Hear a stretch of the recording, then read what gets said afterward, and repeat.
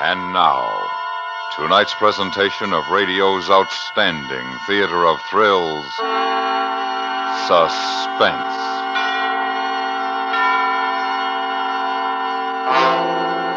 Tonight, we bring you a transcribed story of a group of brave men who risked their lives in a desperate effort to save their fellow men.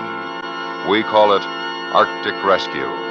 So now, starring Mr. John Stevenson, here is tonight's suspense play, Arctic Rescue.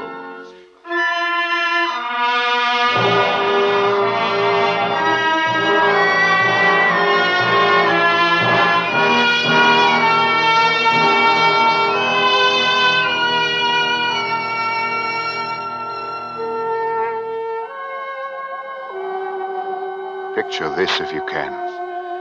Christmas night.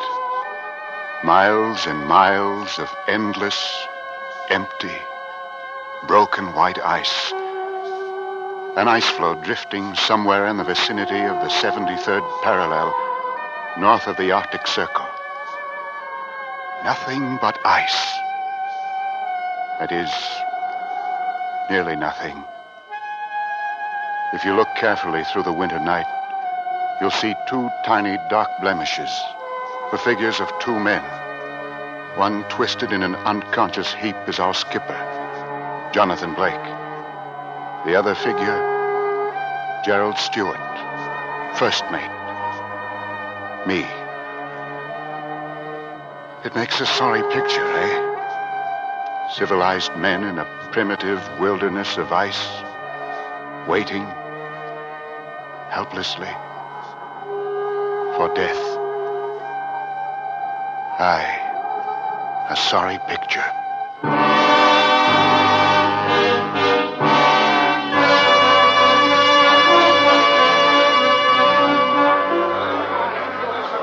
It's a far different picture you'd have seen if you'd been part of the excited crowd standing at the battery of the New York waterfront on June morning, the year 1852.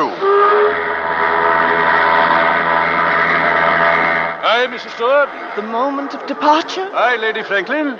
You must take the high tide. May God in his great mercy protect you and your men from the perils which await you. The men are prepared for hardship, Lady Franklin. And we shall succeed where the others have failed in ending the mystery of the Erebus and terror. Aye. Back to Aberdeen in time for a Christmas feast.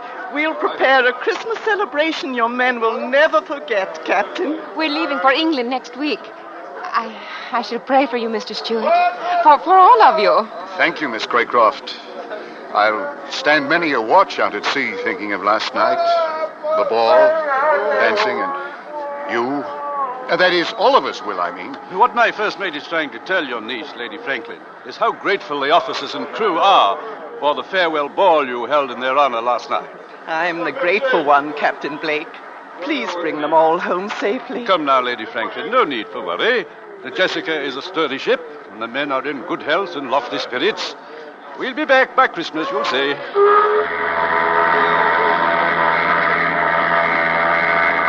The tide will change. We must be on our way. Then goodbye and good luck, Captain. Goodbye, Lady Franklin. Miss Craycroft. Goodbye, Captain Blake. Goodbye, Mr. Stewart. Godspeed. Thank you. We shall see you in Aberdeen Christmas week. Let's get aboard, Mr. Stewart. Yes, sir. Goodbye, Lady Franklin. Starkey, Yes, sir. drop the gangway. Yes, sir. All hands at their mooring stations, Mr. Stewart. Yes, sir. And pass the orders to cast off. Aye, sir. All hands, prepare to cast off. All hands prepare to cast off. Let go, 1 and 2. Let go, 1 and 2. Let go, 3 and 4. Let go, 3 and 4. Ship's underway, sir. Aye. Well, Mr. Stewart, fill your eyes with the sight of New York. It's the last of it you'll be seeing for some time to come. Aye, a good long time. I am, sir. As the Jessica moved slowly to the outer harbor, I watched a tiny, delicate white dot in the crowd at the wharf. She stood there beside Lady Franklin, waving. and I watched until the morning fog erased the sight of the New York waterfront.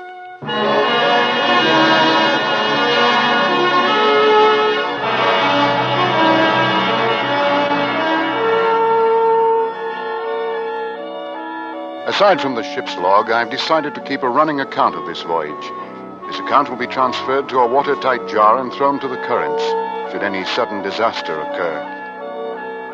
The first 3 weeks of navigation north were merely a matter of settling down to ship's routine. On June 30th, after officers' mess, we sighted Point Farewell on the Greenland coast. The time had come for the captain to read a letter of instructions given to him by Lady Franklin. Captain Blake, I am sure you will do all that any man can in discovering the fate of my husband, Sir John Franklin, and his 2 ships, the Erebus and Terror. But my only fear is that you might sacrifice your lives in the unknown regions of the Arctic. Therefore, let me state that above all else, the preservation of the lives of you and your heroic companions is more important to me than the purpose of your journey. May God in his great mercy preserve you all from harm amidst the perils which await, and restore you to us safely and in health, as well as honor. Your sincere and attached friend, Jane Franklin. These are the only written instructions I have, gentlemen. Now then, Mr. Stewart, the map, please. Yes, sir. There it is, gentlemen. The most recent Admiralty map of the Arctic regions that we are approaching. Map? It's almost completely blank. Aye, Mr. Halliday. Thousands of miles of uncharted wilderness. And somewhere in that frozen tundra, Sir John Franklin and his men vanished. Aye. And our search will begin tomorrow when we drop anchor in Gold Harbor. We'll pick up our ice pilot, Mr. Patrick Hanson's, from additional supplies, and then make for the Arctic Circle. Arctic Circle sounds like the edge of the world, eh, Stuart? Yes, a little frightening, too. You frightened? Mr. Halliday, if I were you, I would respect Mr. Stewart's fear of what lies before us. Captain, I was just thinking, if Franklin was looking for the Northwest Passage, he'd probably make an approach through here, through Lancaster Sound. Aye. Then he must have passed Ponds Bay here. And according to our information, there are Eskimos at Ponds Bay. They might have seen his ships enter Lancaster Sound. And if they did, then we'll have something to go by. I hope Mr. Hanson understands the Eskimo dialects. They can tell us much. I don't see how we can cover all this territory and get back by Christmas, Captain. We have no choice, Mr. Stewart. If we get caught beyond the Arctic Circle after the summer months, we may never get back. Never? Aye. In the winter, the seas are covered with great ice floes, and once a ship is frozen in those latitudes, it will stay there until the summer thaw. And you can't imagine the horrors we'd endure in an Arctic winter, Mr. Halliday. I suppose not. Franklin and his men were probably frozen in for the winter, And they were never heard from again? Exactly. Well, that will give you a brief idea of what we're in for, gentlemen. We'll know more after Mr. Hanson comes aboard. Any questions? I have nothing but questions, Captain. I wish I had the answers, Stewart.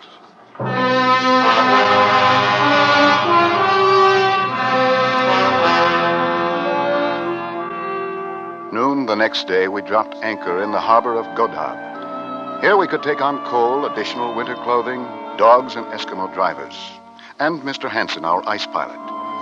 Godhaab was nothing more than a few huts of the Baffin Bay Trading Company. And as we prepared to go ashore, a longboat suddenly appeared alongside. Captain Blake.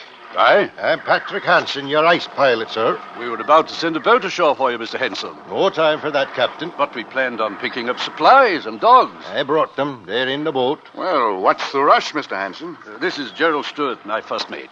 You never been to the Arctic before, Mr. Stewart. No. You'll take my word for it. We better get up there while we got the summer weather, you bet. All right, so we run into a little summer ice. The Jessica's prepared for it. Yeah. She looks like good, strong ship. We never seen an iron ship up here before. And steam engine, too. Well, that's not all the Jessica has. There's an additional iron plates across her hull, as well as added bracing thwartship. And the forward 10 feet of the bow is solid iron and razor sharp at the edge. What do you think that will do to your ice, Mr. Hanson? You wait and you see what the ice can do to a ship, even an iron ship, Mr. Stewart. Mr. Henson, you received my letters. Yeah, And you made inquiries about the Erebus and Terror? yeah, they was here. They couldn't get dogs, so they headed for Pond's Bay. Across Baffin Bay, That's right. just as we thought. Mr. Halliday, Yes, sir. get those supplies aboard, then prepare the ship for sea. Aye, sir. Stewart, you can chart a course for us. We'll cross the Arctic Circle next and on to Pond's Bay.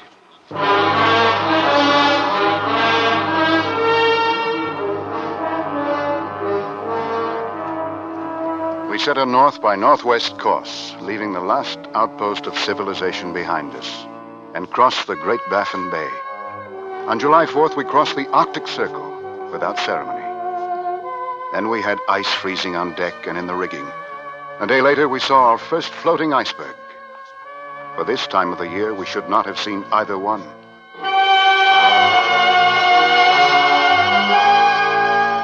From Goat Hub to Pond's Bay, 6.5 days. Perfect calm. Upon landing, we found a small contingent of Eskimos, but nothing else. They seemed hostile and would give us no information. Then, as we were preparing to return to the Jessica, one of the natives, a girl, rushed from one of the huts and down to the beach. Who's there? Who's there? What's she saying, Mr. Henson? I'm not sure. Captain, look. She has something in her hand. She wants us to look at it. It's a small brass button. From a naval uniform. Aye. See if she'll trade it for some sewing needles. Joseph Gallagher? What does she mean by that? Joseph. Joseph, she trying to say a man's name. Joseph Gallagher? Joseph Gallagher? Stewart, is that name on Sir John's crew list? I'm looking, sir. Yes, sir, it's here. Quartermaster Joseph Gallagher. They've been here. Aye. Better get back to the ship, men. Looks like a gale brewing. Joseph? Let her keep the buttons, Stewart. Give her the needles, too. Yes, sir. Joseph?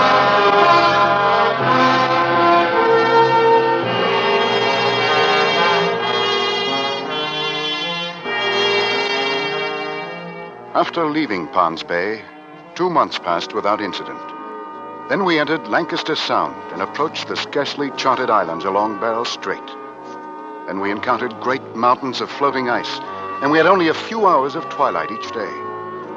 We crossed the 75th parallel and north into Wellington Channel to Bathurst Islands, the last of the charted islands on my maps. Then on September 10th, weather changed. Northwest gales, sleet, and heavy fogs that forced us to a bare crawl. And worse, mammoth ice floes that closed in all around us. Mr. Stewart, Yes, sir. keep an eye on the temperature. I am, sir. Ice, dead ahead. Quartermaster, starboard, 6 degrees. She's been getting smaller all the time. Captain, the temperature's still dropping. 10 above zero. What do you think of this lead, Henson? I think maybe we better back out of here. Back out? Take a look astern, Henson. Back out where? Captain, What is it, Halliday? the rudder won't respond. 6 below, sir. Ice, dead ahead. The lead is getting smaller, Captain. Aye. Aye. Well, the Arctic seems to be closing down on us on all counts. The walls of the lead moved in closer until a man could jump to the ice from either side of the ship. And then the Jessica was cutting through the ice, making her own lead. But slowly, we lost speed.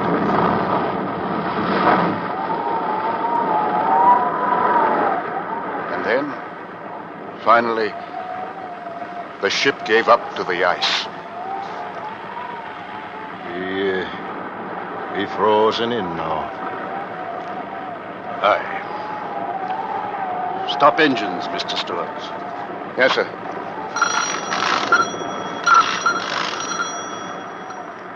Well, Captain Blake, looks like we can forget about looking for Sir John Franklin and his ships.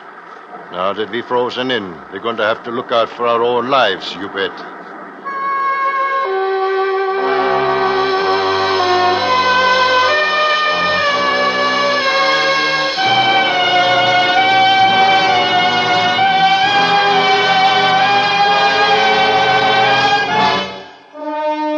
listening to Arctic Rescue, tonight's presentation in radio's outstanding theater of thrills, Suspense.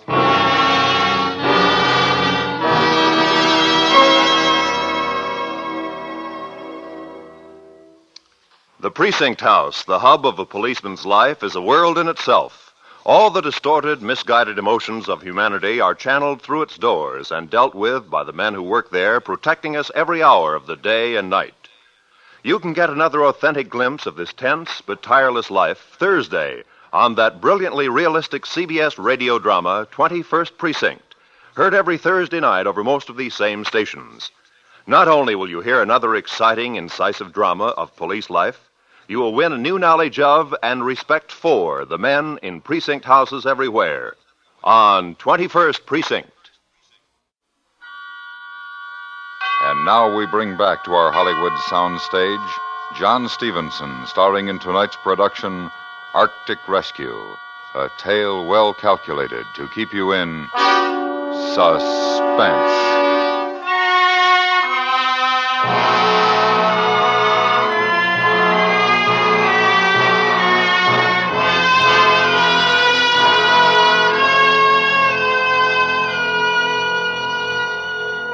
September 10th, 1852. Unless a miracle occurred, we were frozen in the Arctic for the rest of the winter months. A sea of ice surrounded us, and the ship took on a starboard list from the pressure of the floe. Rations were cut in food, water, and coal consumption. Furious gales came and went. There were more freezing temperatures, often as low as 35 below. The doctor was a busy man. Nearly all hands suffered from frostbite, many from gangrene. Conditions aboard the Jessica were deplorable. I thought they couldn't get any worse. October came. November. December. And we thought of home and the holidays. And of Lady Franklin and Miss Craycroft sitting alone at the Christmas feast that was to be held in our honor. On Christmas Day, the cook outdid himself. We had a feast aboard the Jessica on the last of the salt pork and the beef. And with the last of the Allsup's ale and minced meat, the cook made pies. And we had a celebration. Christmas Day, 1852. Men, the captain has a word to say. I dropped below to offer you my greetings on this holiday and to wish you a much happier Christmas next year.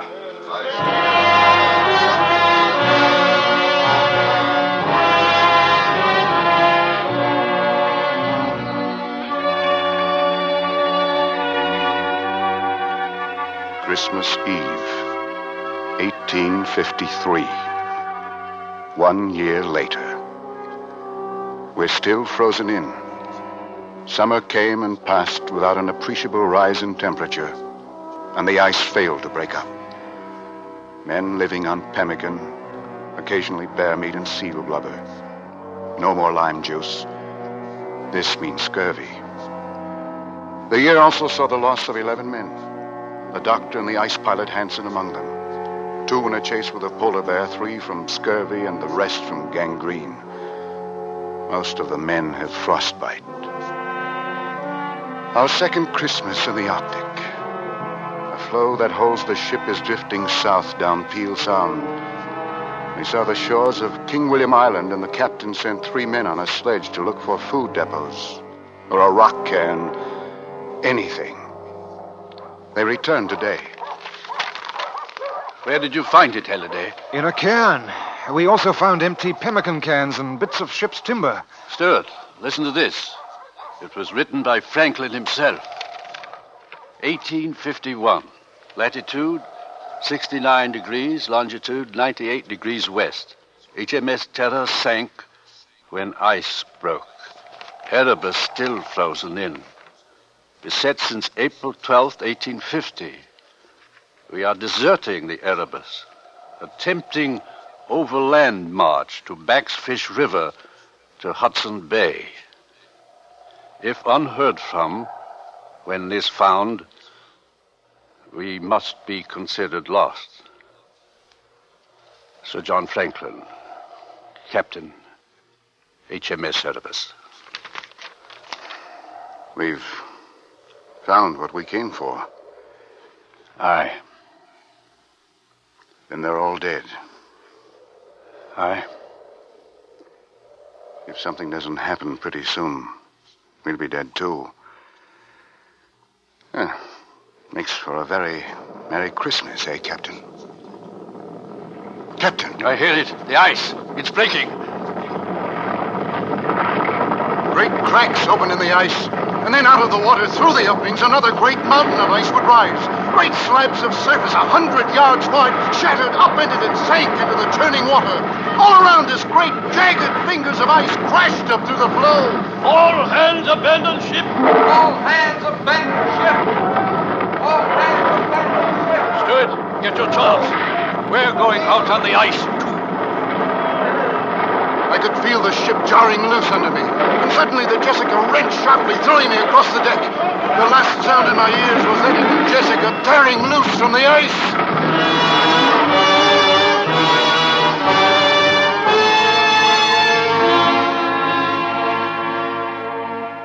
Slowly, I became aware of a pain in my leg, then of movement.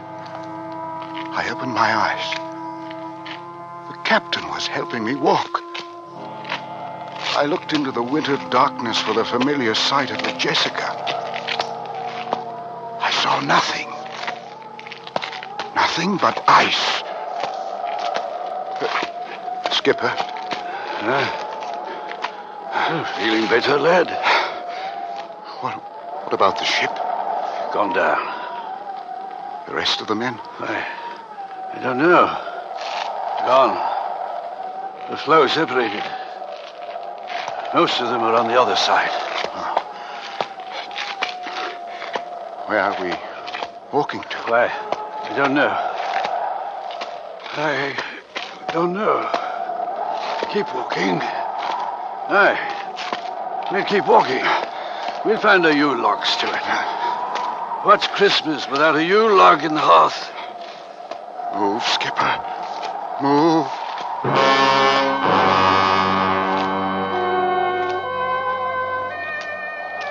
We walked on and on, climbing jagged hummocks of ice, falling through thin spots. Legs got wet, froze. We beat the ice off, walking in circles through the Arctic night. Endless circles.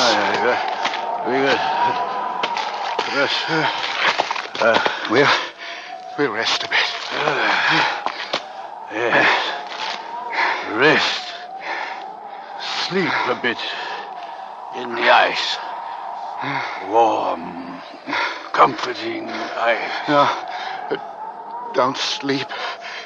Get awake, Captain. Sleep, Stuart. The fire in the hearth will keep us warm. And tomorrow, Christmas morning, it'll be there, Stuart, you'll see. What will be there? It'll be there. You'll see. Don't go to sleep, Captain. Don't sleep.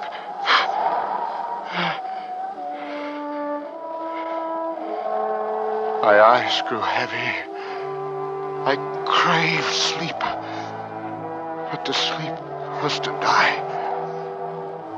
I was ready. In the sky over the horizon, a star. The night was overcast. There were no other stars. Just one.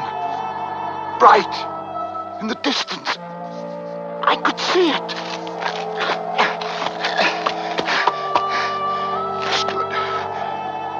It was still there. A bright star. Over the horizon. Captain! Captain!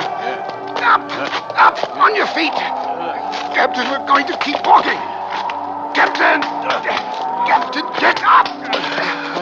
I want to sleep. I'm tired. You've got to get up! Got to get up! Keep on walking! Keep walking? Where? There! That way! Towards that star! walked on, slowly. I carry the skipper, unconscious now. What could it be? There are no lights in the Arctic, no stars through the overcast. But we kept moving, and the star came closer. I couldn't believe what suddenly appeared. Through the darkness, directly beneath the star, was the vague outline of a ship. A ship! Wait! Wait! Help! Help me!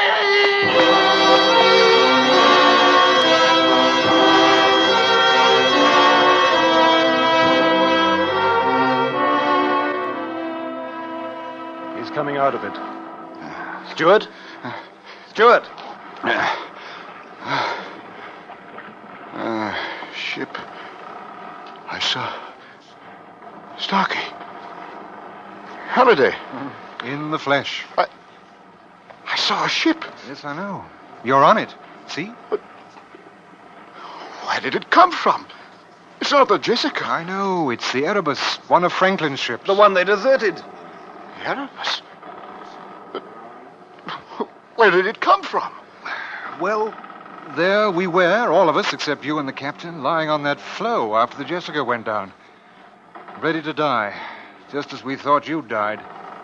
And then, just as graceful as you please, we see a ship drifting slowly out of the fog, through the broken ice, right to us. The captain.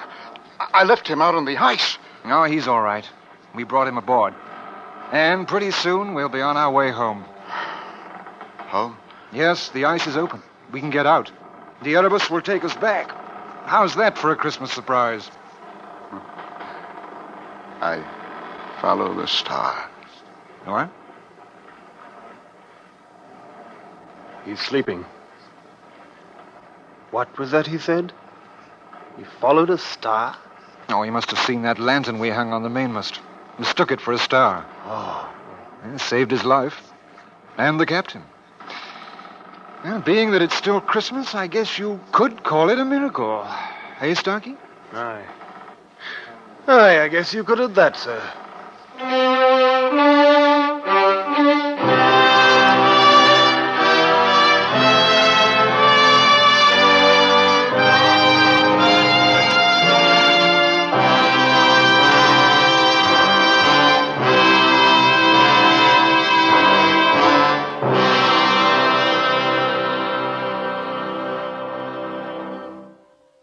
Suspense, in which John Stevenson starred in tonight's presentation of Arctic Rescue. Next week, the story of a man who thought the best way to commit murder was to plan it first. We call it Variations on a Theme. That's next week on Suspense.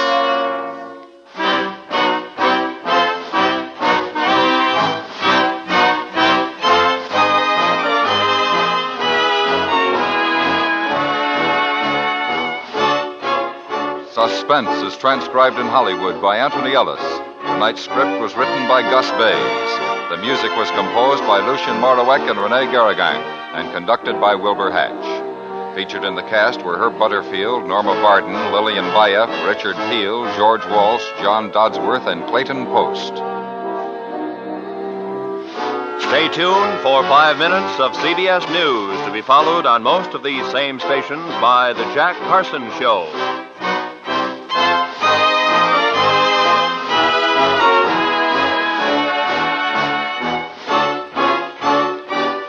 You hear America's favorite shows on the CBS Radio Network.